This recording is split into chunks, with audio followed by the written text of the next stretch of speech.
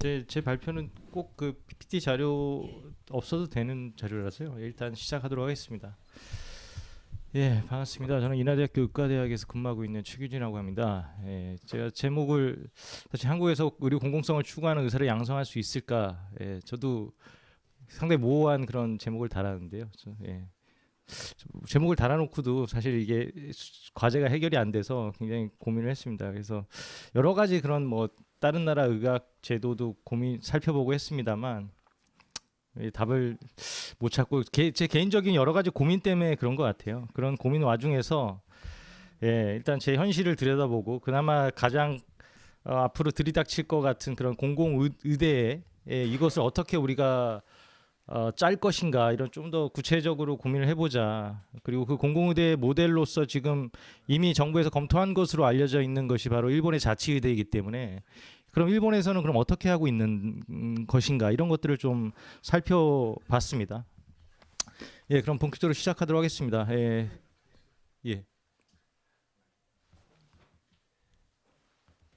한글 파일 없어도 될 것 같은데. 예. 네.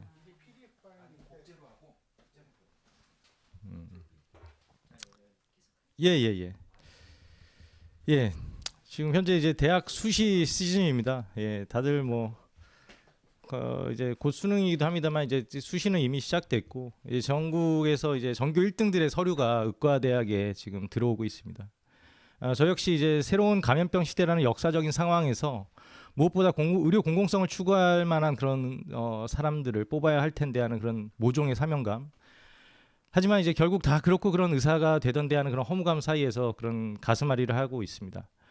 그 가슴앓이가 조금이나마 의미가 있으면 좋겠습니다만 글쎄요, 여기 결론은 이미 의대생 동맹 휴학에서 많이 그런 실망을 했기 때문에 예, 예, 예, 예, 했기 때문에 차라리 그런 어떤 뭐 네덜란드 같은 그런 뭐 네덜란드 같은 그런 뭐 찍기 제도 랜덤으로 네덜란드에서 의과대학 학생들을 뽑고 있잖아요. 어떤 상위 몇 퍼센트 이상일 경우에 이제 물론 이제 그것이 이제 없어졌다가 최근에 다시 논의되고 있습니다만 약간 뭐 그런 제도를 차라리 하는 게 낫지 않을까 그런 생각도 해봅니다.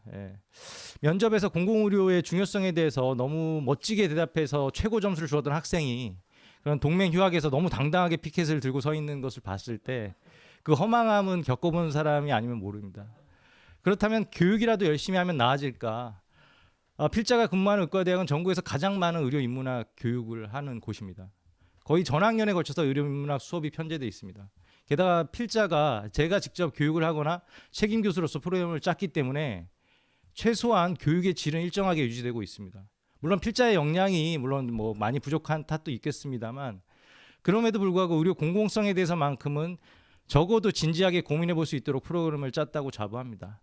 오죽하면 학생평가에서 일부 학생들이 제 수업에 대해서 좌익 사상을 주입하려고 한다 뭐 이런 평가까지 내렸을 정도로 그 정도로 의료 공공성에 대해서 진짜 강조를 한 바 있습니다. 그러나 그런 교육을 받은 학생들도 그리고 별도로 지도학생 제도가 있어서 그렇게 꾸준히 일상적으로 만나서 지도해온 학생들마저도 전공의 파업과 동맹 휴학에서 그렇게 피켓을 들고 있는 모습을 보면서 저는 상당히 진짜 사직을 좀 고민하기도 했었습니다. 물론 폐허 속에서 꽃이 피듯이 암울한 경험 속에서도 분명 희망적인 사례들이 있습니다. 그 사례들을 분석하고 확대 재생산하는 방법을 모색하는 것이 중요할 것입니다. 의협보다도 더 무서웠던 전공의 협의회와 의대협의 행보에 반기를 들었던 그런 다른 생각을 가진 전공의 의대생 모임은 분명 의료계에 아직 희망이 있음을 보여주었습니다. 아울러 의사파업과 의대생 동맹 휴학만 가지고 의료 공공성을 뭐 추구하는 의사들이 뭐 없다던가 이렇게 일반화할 문제는 분명 아니라고 생각을 합니다. 포기당한 공공의료의 꿈이라는 피켓을 진정 고민하며 들었던 의대생들도 있을 것이고 관심이 없거나 생각이 다른데 참여한 사람도 적지 않았을 것입니다. 설령 대다수가 동의에 참여했다 하더라도 제가 경험했던 2000년 의학분업과는 분명히 좀 다른 모습이었습니다. 그러니까 전공의 의대생들이 그때 때는 그냥 선배 의사들의 그걸 따라서 그냥 추정만 했었다라면 어찌됐든 이번에는 전공의 의대생들이 의협과는 달리 좀 결은 다른 그런 독자적인 행보도 했고 의견 표출을 했다는 점만으로도 저는 그래도 일부 나아진 점이 있다고 생각합니다. 최소한 예전 같은 그런 말도 안 되는 권위주의가 작동하지는 않는구나, 뭐 이 정도 생각은 할 수 있었으니까요.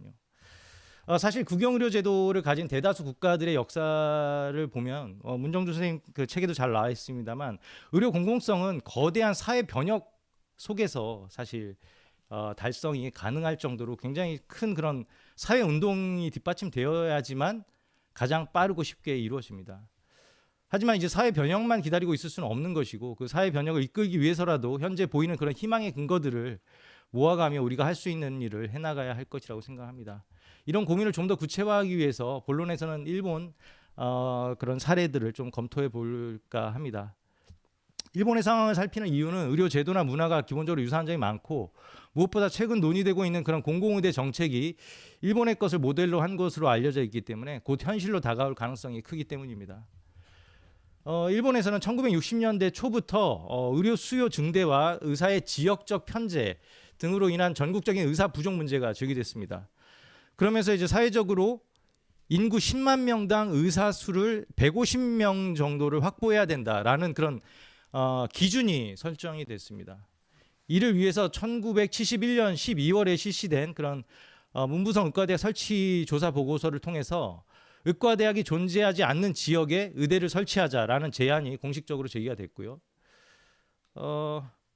이 방침이 이제 1현 1의대 구상이란 이름으로 이제 정식적으로 이제 명칭이 붙여졌고 73년도에 경제사회 기본 계획에 정식적으로 포함이 됩니다.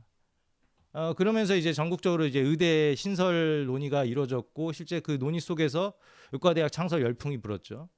그래서 이제 약 40개 의과대학에서 이때 1970년대 80년대 이 기간 동안에 80개 약 2배 가량 의과대학이 늘어났습니다.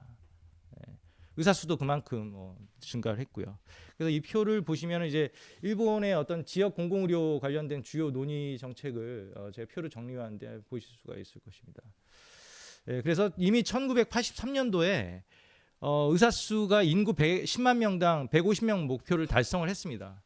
이제 그럼에도 불구하고 일본에서는 지역 의사들의 어떤 부족 현상이 아직 완전히 해결되지는 않았다. 그러면서 계속해서 그런 의사수 증원 정책을 펼쳤습니다. 물론 이제 그 와중에 이제 의협이나 이런 데서 뭐 다른 목소리를 내기도 하긴 했습니다만 그럼에도 불구하고 지금까지의 전체적인 방향은 의사수는 계속 늘릴 필요가 있다라는 그런 큰 흐름 속에서 진행이 되고 있고 앞으로 살펴볼 그런 자치의과대학이나 이제 지역 특별전형제도 이런 것을 이제 살펴볼 텐데.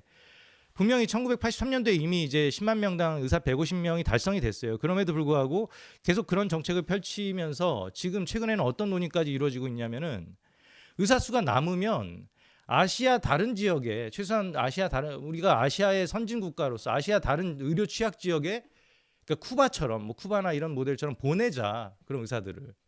그런 방식으로 이제 공공 그 자치의대를 이제 자치의대에서 나온 의사들을 파견하는 그런 논의까지 이루어지고 있습니다. 그럼 이제 자치의대에 대해서 살펴보도록 하겠습니다. 자치의과대학은 1972년, 그러니까 우리나라에서 공공의대 모델로서 살피고 있는 그 자치의대는 72년도에 벽지의료와 지역의료의 내실화를 목적으로 설립된 일본의 공설 민영대학입니다. 분류상으로는 사립대학으로 되어 있습니다만 실제로는 총무성 자치행정국이 주도해서 설치한 공설 민영대학입니다. 입학금을 포함해서 학비 및 기숙사 및 재학 중 그런 모든 비용은 대여라는 형식으로 지급되고 9년간 지역 의료기관에서 그러니까 의무 지역 의료기관에서 의무 복무를 마치면 9년 동안 마치면 그것이 이제 대여가 정식 마무리돼 없어지는 거죠. 이런 형태로 이제 이루어지고 현재 정원은 총 123명입니다. 그리고 각 광역 단체에서 두세 명씩을 이제 뽑아서 이제 그 자치의대에서 교육 123명을 교육을 하는 것이죠. 일본 전역 광역 단체에서 마련한 분담금이 주요 학교 운영 자금이고요. 그리고 학교 소재지인 도치기현, 이 자치의대가 도치기현에 있습니다. 일본 그 관동부의 도쿄에서 약간 북쪽으로 이제 쭉 올라가면 있는 그런 좀 자그마한 시골 마을인데요. 거기서 발행하는 특별 복권을 또 발행하게 해주어서 거기에 복권 수익금으로서 또 충당을 하게 해줍니다. 그리고 벽지의료, 지역의료에 종사하는 그런 의사 양성을 목적으로 세워졌기 때문에 임상 실습에 굉장히 중요한 그런 목적을 두고 있습니다. 그래서 일본에서 유일하게 3년차 때 그런 CBT 오스키 그런 실습 시험을 본다고 해요. 그리고 4년차 때부터 병동 실습, 그러니까 6년 과정 중에서 4년차 때부터 병동 실습에 들어가고, 그리고 이제 지역 의료 복지 실습이라는 것을 굉장히 강화해서 지역 의료에 대해서 별도의 그런 교육 시스템을 갖추고 있다고 합니다. 이처럼 지역 공공의료에 기여할 수 있도록 다른 의과대학과는 그런 차별화된 교육 과정을 그런 가지고 있습니다. 지금까지 의무 연한을 이수한 졸업생이 2011년 기준으로 약 70%가 그 의무 기간을 이수했다고 합니다. 그러니까 졸업하고 9년 동안 지역 의료기관에서 실제로 근무를 했다라는 것이죠.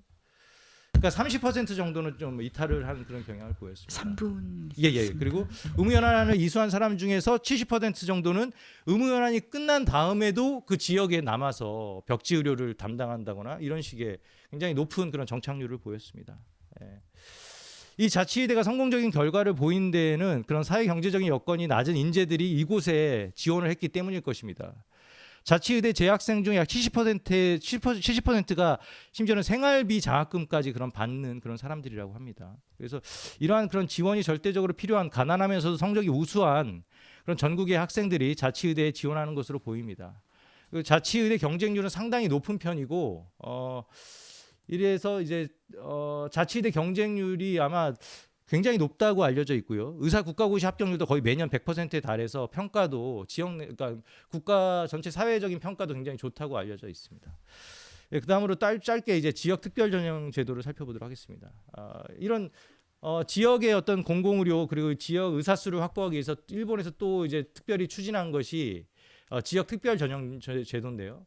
이것은 2008년도부터 그러니까 마련된 제도입니다. 그러니까 기존의 의과대학 80개 그 대학에 지역 그러니까 의무 복무 기간이 있는 별도의 인원수를 이제 또 뽑는 것이죠. 자치의대랑은 별도의 의과대학인데 지역 특별전형 제도는 기존의 의과대학의 약 20% 정도를 지역 의무 기간이 있는 사람으로 뽑는 것입니다. 물론 이제 그런 지역 자치단체에서 뭐 돈을 받거나 여러 가지 그런 뭐 돈을 받습니다만 아무튼 제도는 비슷한데 기존의 의과대학에 이렇게 할당해주는 그런 제도입니다.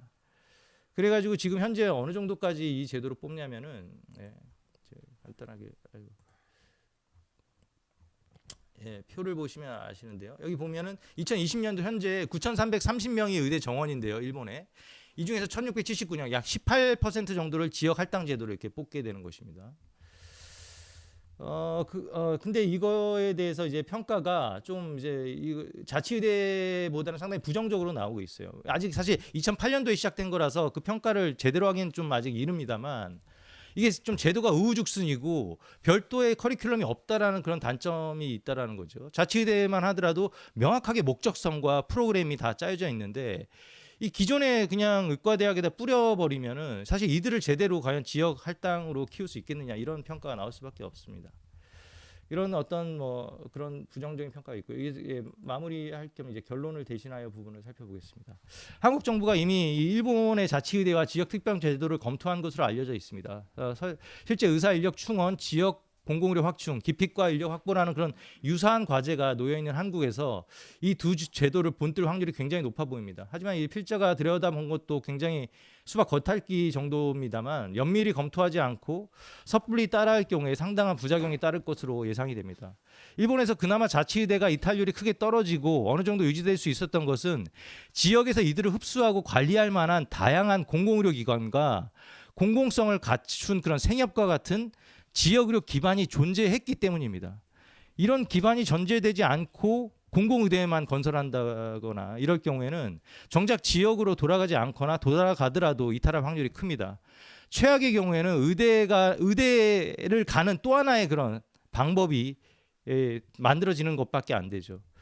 또한 지역 특별 전형의 경우에도 지역 공공의료를 책임질 인재 양성 제도가 아닌 기존 의과대학이 정원을 늘리고 국가나 지자체로부터 운영 자금을 받아내는 수단으로 전락하거나 심할 경우 해당 부속병원에서 불이기 쉬운 그런 인력 착취의 그런 하나의 수단으로서 전락할 가능성이 큽니다. 한국에서 어설프게 그런 지역 특별 양성 제도를 따라할 경우에는요. 그래서 사실 일본이 다시 한번 강조드립니다만 이런 제도를 할 수 있었던 그런 시도할 수 있었던 것 자체가 공공의료기관과 공공성을 갖춘 지역의료 기반이 한국보다 충실히 마련되어 있었다라는 그런 전제를 우리가 중요하게 받아들일 필요가 있습니다. 관련 자료를 찾아보면서 놀랬던 것은 이런 어떤 일본의 지역의료를 고민하는 관련된 자료에 공공의료기관이라는 말이 거의 등장하지 않아요. 즉 한국보다 의료기관이 훨씬 덜 시장화되었기 때문에 생협과 같은 모델이 이미 정착되어 있기 때문에 굳이 공공의료기관이라는 걸 강조할 필요가 없었던 것이죠. 예. 예, 마지막으로 정리하면은 한국에서 일본의 제도를 본뜨려 한다라면 어설프게 공공의대 하나 더 짓겠다고 할 것이 아니라 적어도 지역 공공의료 확충을 전제로 한 공공의대 설립안이 되어야 할 것입니다. 특히 지역 특별 전형 제도를 섣불리 따라했다가는 부작용이 상당히 클 것이라고 생각을 하고요.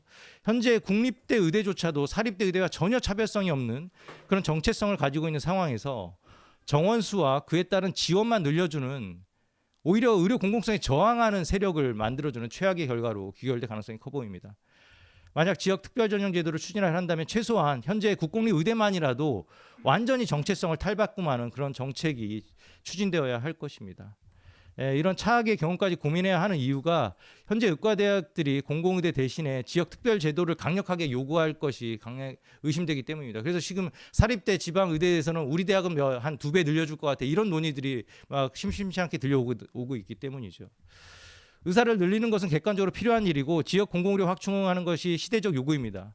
이를 위해서 공공의대 설립을 추진하는 것은 분명 찬성할 만한 일입니다.